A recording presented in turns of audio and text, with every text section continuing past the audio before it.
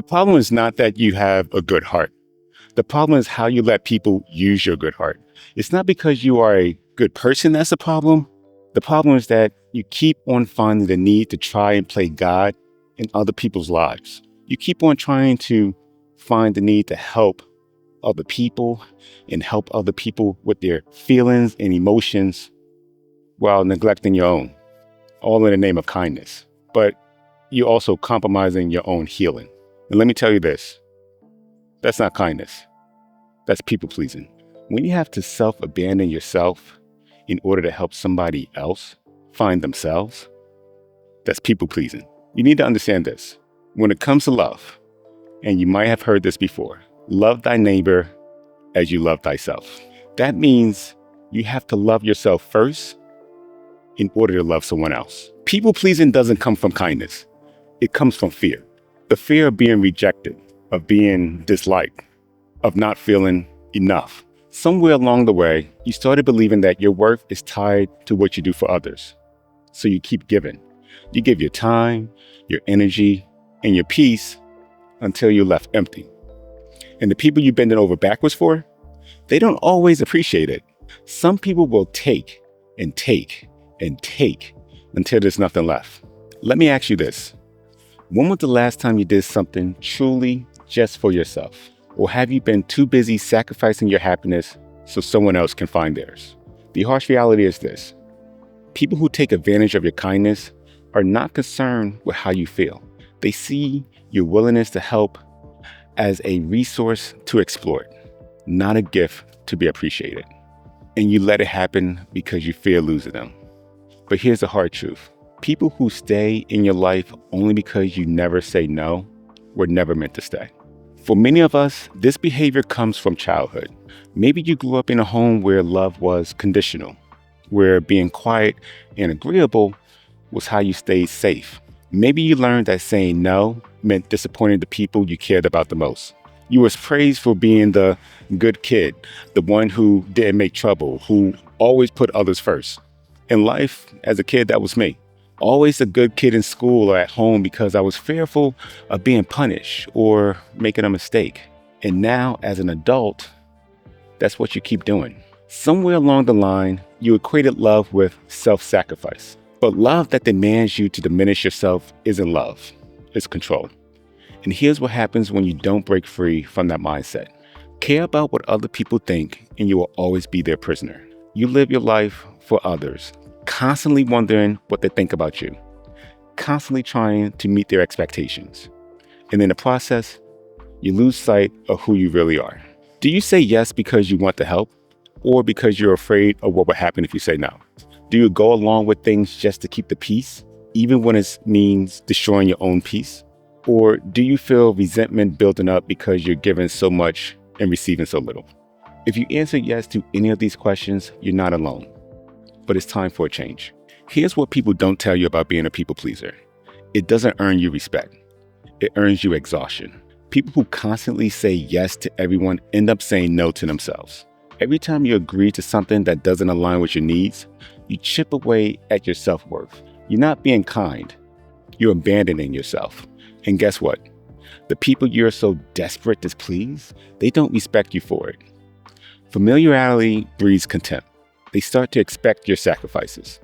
They stop seeing you as a person with your own needs, and they start seeing you as a resource, someone they can use. The only taste of success some people will ever get is when they take a bite out of you. That's what happens when you don't set boundaries, when you don't demand respect. Here's the uncomfortable truth. People-pleasing attracts the wrong kind of people. People who love control. People who see your inability to say no as a weakness they can exploit. It's a harsh reality, but recognizing this will free you.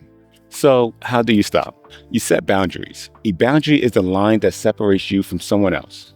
It's where you start and they stop. It's like saying, this is what I will and won't accept. Let me give you a practical example.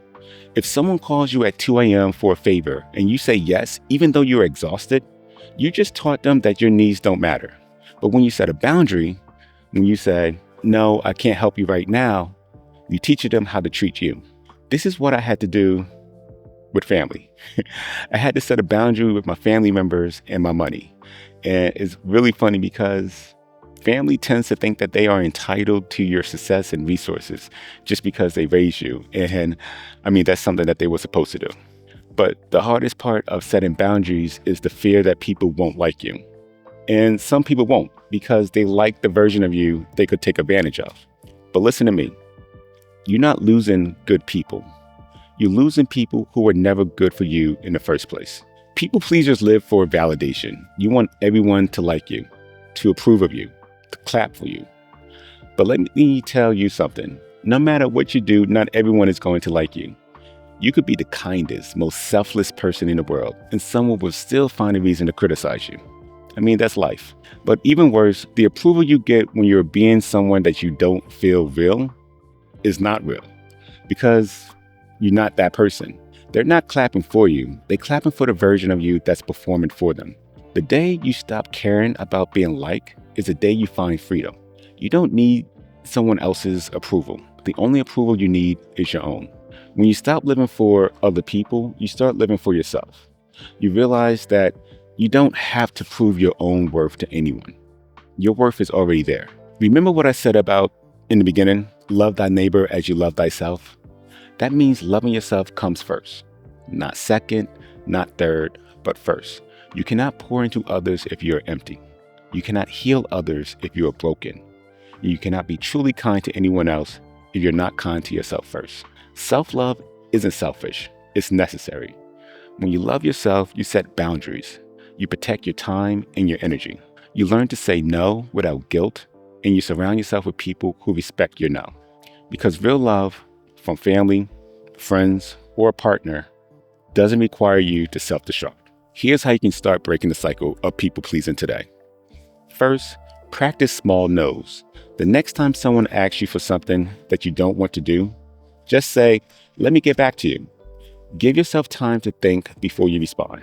Second, write your yes list. What do you love? What are your goals? If a request doesn't align with that, then it's a no. Third, reclaim your voice. Stop apologizing for having boundaries. Stop explaining yourself when you say no. No is enough. No is a complete sentence. And lastly, forgive yourself for the times you say yes when you meant to say no. For the times you abandoned yourself. You were not doing the best you could with what you knew. But now you know better. Don't light yourself on fire just to keep someone else warm. Don't give so much of yourself that there's nothing left for you. You can still be kind, still help others, and still love deeply without abandoning yourself in the process. Let this day be the day that you choose you. Drop a comment below. What's one boundary you're setting for yourself starting today?